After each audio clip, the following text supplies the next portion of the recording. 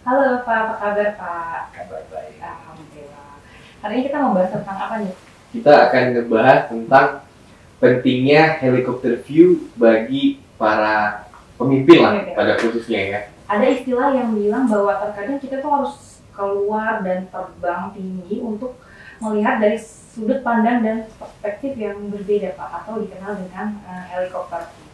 Menurut Bapak bagaimana sih leader seorang pemimpin itu dan seberapa penting helikopter view dalam memimpin perusahaan? Oke, terima kasih. Jadi sebenarnya helikopter view itu bukan hanya bermanfaat untuk pemimpin. Setiap orang juga harus melihat permasalahan dari pandangan yang komprehensif. Jadi kita mungkin, saya perlu ingin jelaskan apa itu helikopter view, apa itu perspektif.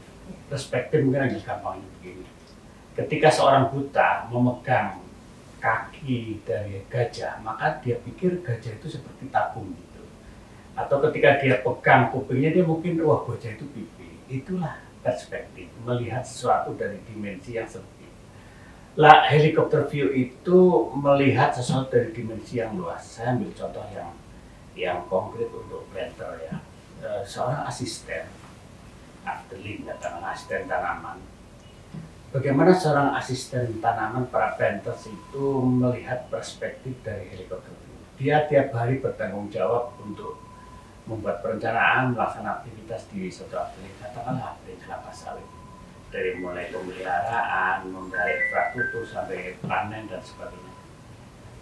Dari perspektif dia, itu mungkin kalau dia berpikirnya sempit, yang penting produksinya dapat. Padahal di dalam produksi itu ada mutu, ada kemudian setelah mutu baru kapan akan dikirimkan, kemudian bagaimana pengamanannya, bagaimana dengan kapasitas pemanennya, karena dia harus bisa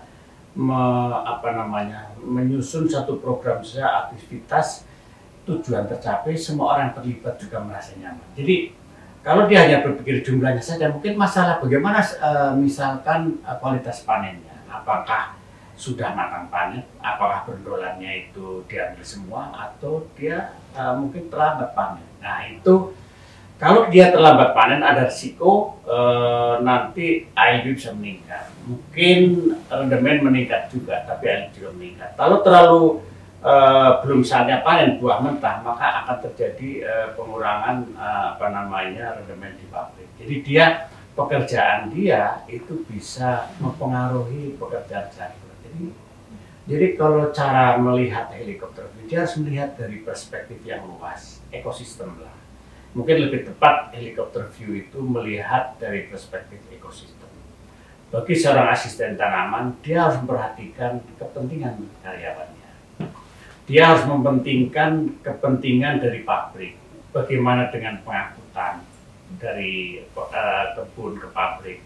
Itu melibatkan juga dari pemeliharaan jalan, ya kan? Kemudian bagaimana komunikasi dengan pabrik? Jangan TBS dikirim terlambat malam hari. Kalau terlambat malam hari, kemungkinan di jalan akan ada gangguan, katakanlah mungkin dicuri orang, seperti itu kan.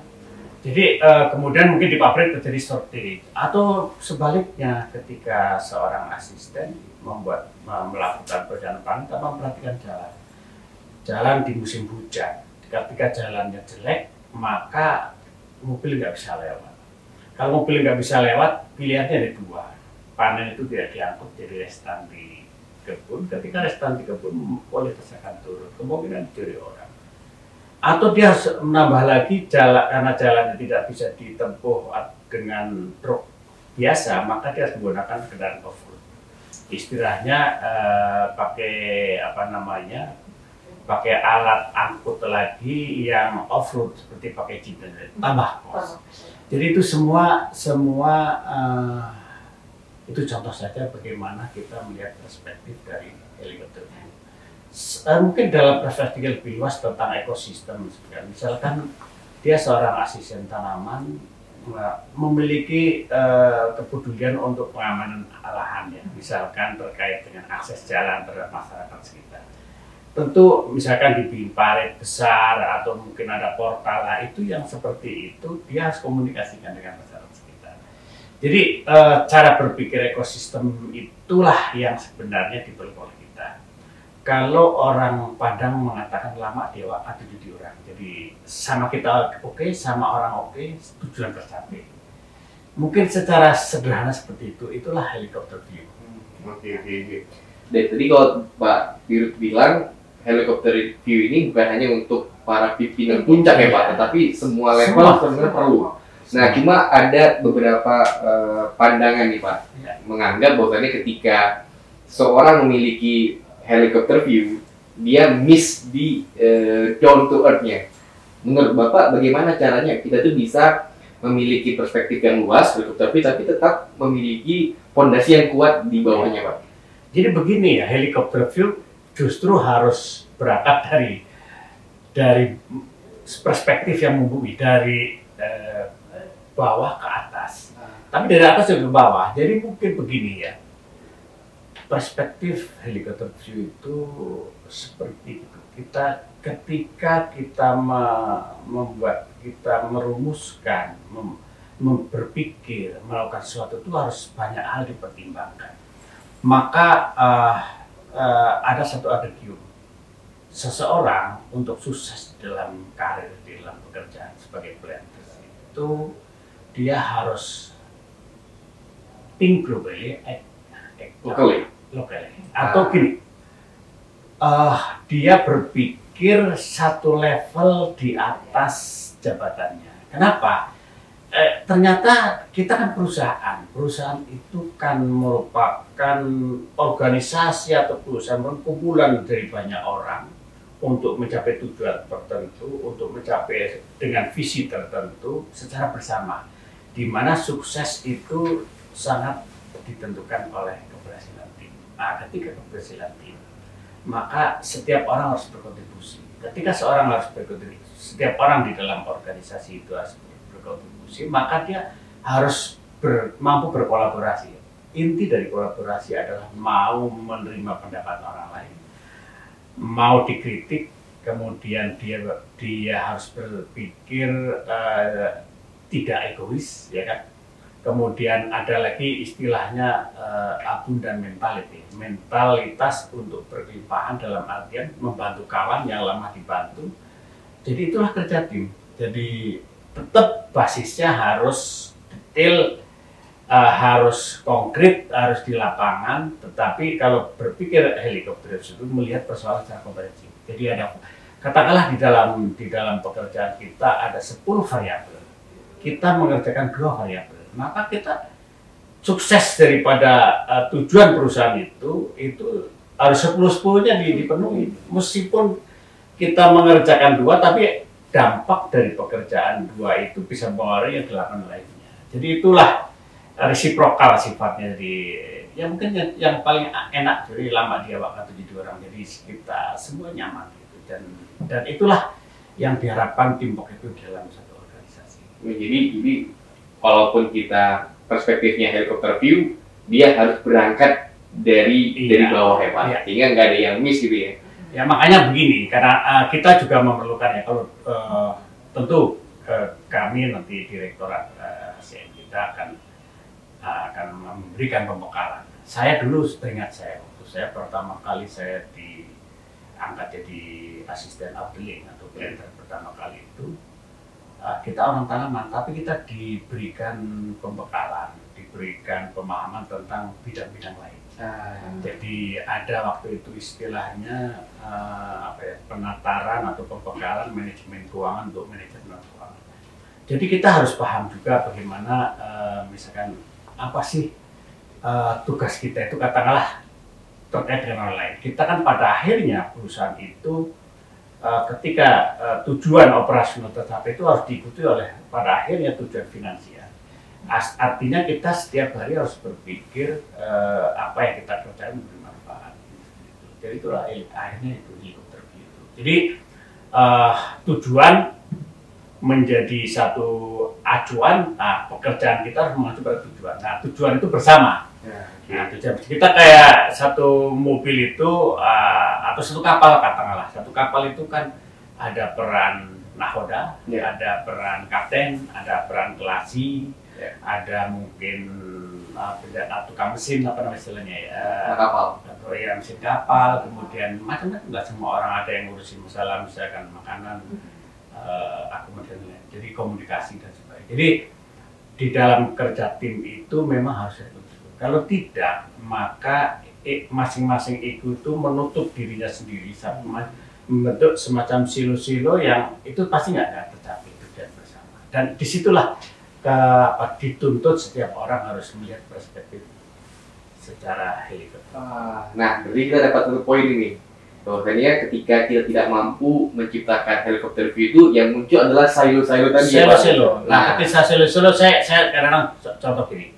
Misalkan di kita saja lah, misalkan di PTP itu ada holding dulu ya, holding atau katakanlah bagian itu kan dibayar di direktur, ada di bawahnya mungkin apa, kepala divisi, kepala divisi.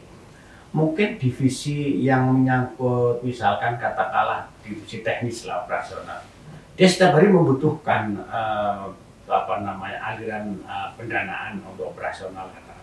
Sementara mungkin di sisi keuangan mungkin katakanlah cash flow-nya belum tercapai, belum ada cash flow tersedia. Maka tugas dia sebenarnya bukan, wah nggak ada dana maka nggak bisa diganti, tidak gitu. Dia harus mencari sumber pendanaan lain. Bisa dananya dari mungkin pinjaman atau mungkin dari